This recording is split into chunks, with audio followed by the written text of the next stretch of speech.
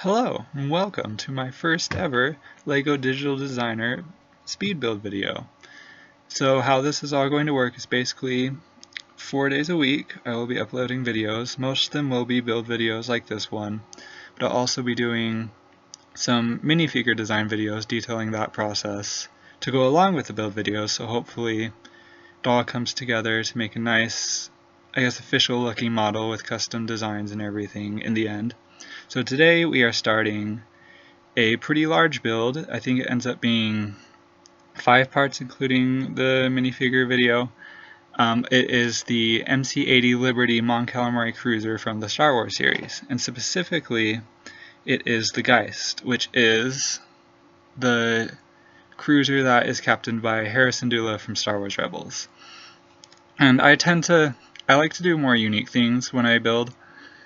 So as soon as I saw this show up in the comic series, it appears in the Hope Dies arc of the ongoing Marvel series. But as soon as I saw it, I knew it was a nice, unique spin on the regular MC-80, very popular ship. So I thought that would be really fun to try to recreate this one specifically and incorporate some of the details from the comic in it as well. So right now I'm just kind of getting the core of the build ready, and I know it looks like just this tiny section right now, but eventually all this will come together to kind of envelop the ship and get the base done. And it's kind of, I looked a little bit to inspiration from other people who had built this sort of thing, but most of it is in different scales and everything, so it was a tough model. If anybody who builds LEGO would know, round and curved models don't really work so well in the medium, and they can be very difficult sometimes. So this build specifically, it's just completely round. It's like basically a cucumber with wings, and it was so anxiety inducing a lot of the time, especially just trying to get all the little things lined up. And it's a lot of trial and error, so you'll see that a lot as well. So yeah, I think right now I figured out, because I have to do this specifically, I want the side panel, but I also want to be able to add curves on the top and the bottom, which makes it a little more complex, and you have to pack a lot in that tight space. So I eventually ended up using the Mixel's ball joints to connect it, and used the one with the bar and just clipped it in there. And that's what made it possible in the end to have it on both sides like I wanted to. So yeah, I think it ended up working pretty well given everything, and it allows for the siding like that, allows for some window detail later when we end up coloring it. So yeah, that's just what I'm getting done with right now, and like I said, these little sections will all come together around and form the final thing and allow us to do a bit of an interior and everything. So yeah, and since this is the Geist, the comic it's in, I don't think it's technically an MC-80 Liberty class. I think it's kind of something that the comic came up with, but just everything in the comic is so, it changes between panels, and it's hard to really get all the details in, and there's not a really great look at it. So it's close enough, I think, to the standard MC-80 that I felt justified just making it that. And I think I incorporated a different command bridge configuration, which was more similar to the comic as well. So yeah, I finally got that little section done. Now I'm just gonna block it out. As you can see, I kind of measured everything beforehand and got that in there just to use as a reference, and usually I'll just take the best cross-section image I can find and put it into an image editing software and resize it, just to make it in a specific way that makes it easier for me to just compare the size as it would translate into Lego bricks. So yeah, and getting the curve was a bit difficult just because it's just, I don't know, it's just kind of different than I expected. So as I was going through and trying to make it more gradual, it just wasn't lining up with where it was supposed to be lining up. And eventually I think I just got as close as I could, because it wasn't working out perfectly, but I think it looked okay in the end. So yeah, and with the end parts too, you know, this can only go so far, and you have to cap it off somehow, which can be a little difficult, just with how the round parts don't really work too well, and there's a lot of Lego is a very precise medium, and there's you know, everything is measured out precisely, and if you know all the measurements, it's easy to make things line up. But specifically when you're working with curves like this and angles and all the things that I'm doing right here, it can make it hard because it doesn't line up the way it's supposed to, because everything's spaced a little bit differently. So the end caps and capping these off is a bit difficult, and same with just building around this, but I think it ended up working okay.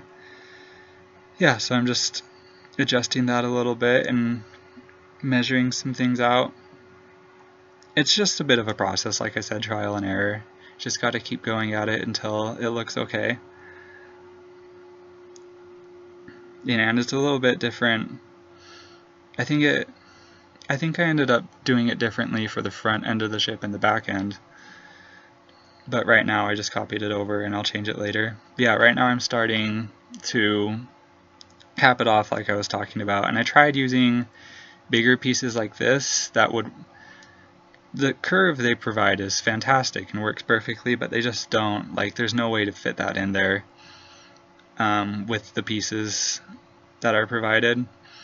So yeah, I ended up just building it brick by brick, and I think it works a lot. It actually almost works better than what I was hoping for, even if it's a bit more difficult. And I use the bigger slopes, you know, build it brick by brick on the side like this, and use bigger slopes like I'm doing right here on the top sides to kind of keep the smooth curve going.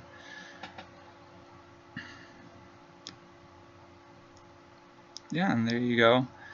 And I think I ended up going back to it, but the very tip is, just because everything isn't lining up correctly, as it usually does with Lego, is a little bit, I think I'm just going to leave it for now, I'm pretty sure. And yeah, I tried to make that transition to the panels a little bit smoother, but I think nothing was really working like I was hoping for, so just leaving it like it was worked well. And this part, well, it was very satisfying, just how these all were able to line up in the end allowed that to fit in there, which made things a lot easier for the tip. Maybe I do end up doing it here. But yeah, it was just very satisfying the way that all fit together. Yeah, sometimes placing things in LDD is a little challenging. So there's a lot of that, especially when moving big sections, just trying to get it to line up where you want it to go, because it doesn't like to.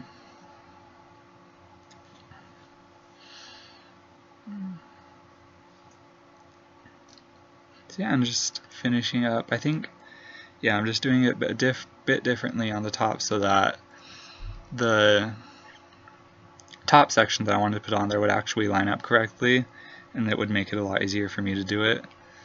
I'm pretty sure I left part of this unfinished up at the front. Maybe I'm just being crazy, but I'm pretty sure I didn't finish it all, just because this part specifically, because it's one thing to get the tip in there and everything to line up, but there's just, with how this, what's the word, the acute angle right here is a bit difficult to get something to cover that gap in an effective way. Yeah, okay, maybe I did end up finishing it here. I'm pretty sure this is just what I did, and I think it looks okay. It looks okay. Yeah, just trial and error, trying to see what works best and what could look better. Yeah, there you go.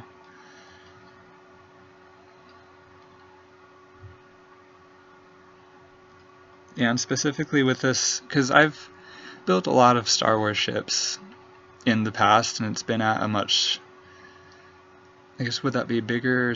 I think it's a bigger scale. So I was building like smaller ships like the Blockade Runner, the MC-90 Corvette, the Hammerhead corvettes and everything from Rebels, and building them bigger than they would be in the scale I'm building right now. So that's most of what my experience was, and I ended up kind of just running out of things that I could realistically build at that scale, because it's just like big enough that it's not interesting to really build the smaller fighters and everything, but to build like something like this would be huge, gigantic, and not worth the effort, and I think it looks even much better at this smaller scale. And yeah, I'm just filling up the little gaps right here that can be a little annoying, and sometimes it requires a little bit of reworking what was already there and just trying to make it fit in with the current plan, because it changes a lot as time goes on, just to make everything fit in these tight quarters. Yeah, and I'm pretty sure I covered most of the gaps. There's not really any noticeable ones there, especially because with LDD you have to keep in mind there's not really any lighting system, so in real life, realistically, and I think in the final renders, all these parts on the interior are going to be pitch black, because there's not really any light getting in there. So that helps to cover the gaps a lot, because everything doesn't have to be completely seal tight, because in the end, it will just be like darkness right there, and you're not going to be able to see into the inner workings like you can in this program. Thankfully, because otherwise that would be a nightmare to deal with. I think we're almost done with this section up here, and I'm pretty sure we'll move on to just the top portion after this, and I think I leave the bottom to the very end, just figuring out all that out later. Yeah, here we go. And I think I do something pretty similar to these side panels for the top portion, just because in order to fit an interior in here, realistically, I need a lot of vertical space inside, and so another panel section like this works great for that and provides a very hollow interior. Well, again, providing, you're able to add the detail on the sides with the windows, which I think is really important and adds a lot to the final look of the model. And so that's something that I really wanted to go for, and I'm just trying to transition up to those panels right now before I start placing them in. And honestly, I was really happy to see this show up in the comic series, because Hera is one of my favorite characters ever. I'm so glad that they've started using her more and more, especially in the comics, but in the extended lore overall. I think she's showing up in Alphabet Squadron as well. I might have to get around to reading that. Yeah, I just thought it was really cool. And instead of, how most Mon Calamari ships we've seen in the series are staffed completely by Mon Calamari, or at least mostly, her crew, at least the little we saw with it, was all Twi'lek. So I like to think maybe it was like the Twi'lek freedom fighters from her homeworld that her dad was working with and everything. So I just think overall it's really cool, and there's a lot of room for more stories with Hera and all her history as well.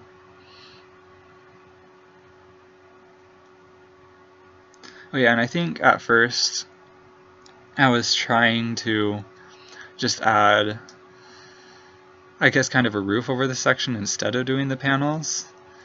I'm pretty sure that's not what I ended up going with.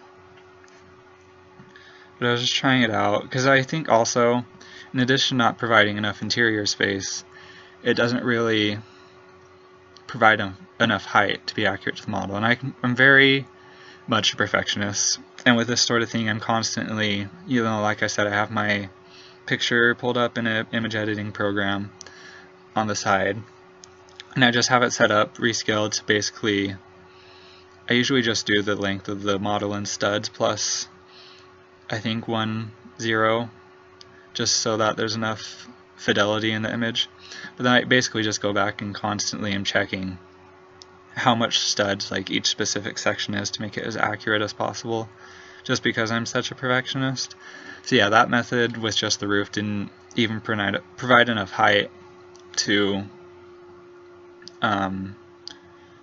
be accurate to the actual model. Yeah, and attaching it to, I'm just attaching it to the bottom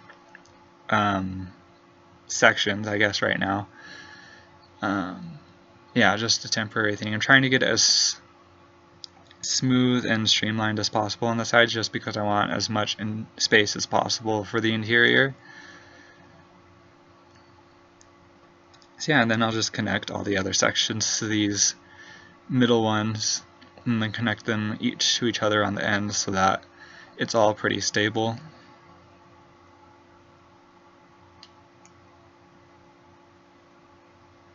Yeah, like I said, this whole building process was just, I think I was like anxious, because I did this all over the span of, I think, probably a week. And just that entire week, almost constantly, I was just anxious the entire time. Just because, well, building with these curves at all is such a challenge.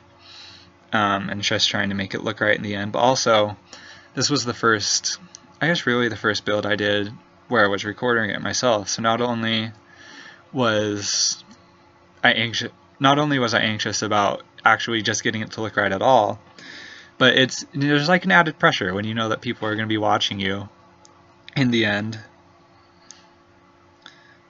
So yeah, it was a mess. I was a mess. And also another thing with these curves, especially because now in the top section it's getting more, I guess there's more of an angle up there because it's a smaller area. So there's a lot of spots where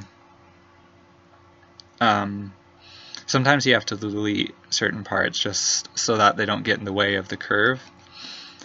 And that just makes building with curved things that much more complicated. It's honestly so annoying.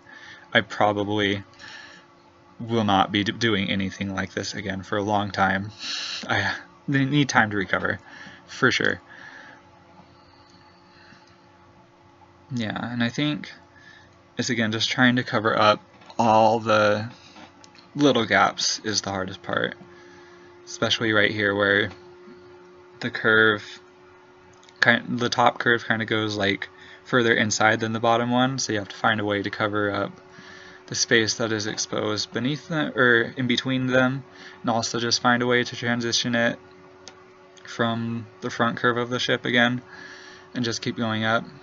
And I think this front curve section is it's the part that I had the most trouble with making it accurate, just because I'm not sure what it was, but just the curve itself wasn't lining up like I wanted it to. And I think even in the final model, it's not completely 100% where I would like it to be, but it is more than close enough for most people, and it doesn't detract from the look at all, so I'm perfectly fine leaving it like that for my own mental health. At some point you just gotta say, that's enough, that's close enough. And yeah, so to transition it, instead of just like building it up like I was using normal bricks, I sort of did what I did with the very tip of the model in the middle and just built a new curved section and joined it up together using the same technique with that double-sided, I guess, bar piece. And yeah, that ended up working out much better than the other things I was trying. And yeah, here I'm just measuring stuff out again, using the plates to kind of guide me, and I'm starting to do the wing right now. So that, I think, adds a lot to the final look of the model, just having those wings there. And I think that's one of the best parts. And I was just trying to get angle right here, making sure, yeah, those, I guess 1x4, 1x3, I guess 1x2x3 slopes ended up being perfect and gave me plenty of room to work with in between to add all the little bumps and everything that we'll eventually do. And yeah, I added a slope going down the middle with plates just so that I could taper the edge a little bit with these curved pieces. Yeah, I think it looks really nice. Worked out really well right there. And just a little transition. Getting that right, yeah, just tapering it off. And I add some like 1x, I guess just one wide tiles to the end of that, just to complete the look and everything. And I think with the back of this wing too, it wasn't completely accurate. But yeah, that was the first part. Hopefully you enjoyed. Feel free to leave a like or subscribe, and hopefully you'll look forward to part 2 and the rest of my videos. Have a good one.